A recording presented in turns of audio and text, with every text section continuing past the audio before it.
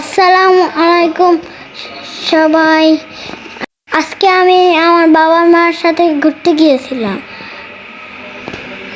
প্রথমে গিয়েছি মেয়রের বাসার সামনে, তারপরে নদীটা অনেক সুন্দর ছিল।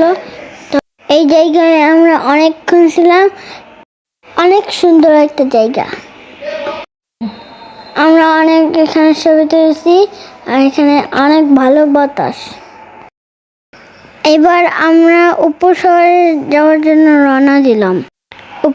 উপশহরে যাওয়ার পথে আমি বাবা মাকে বললাম একটু ফায়ারম্যানের এখানে যেতে।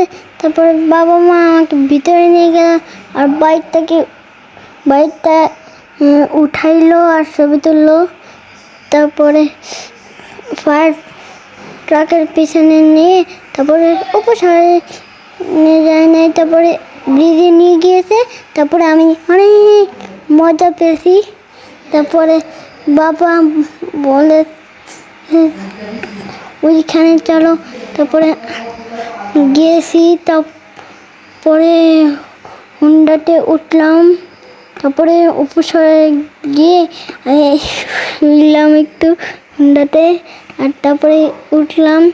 তারপরে বললাম নামায় যাও। তারপরে আমরা টেস্টিতে গেলাম। তারপরে আমি একটা ডোনাট খাইলাম। তারপরে আমি গেস করলাম কোনটা খাবো, সেটা দেখছি।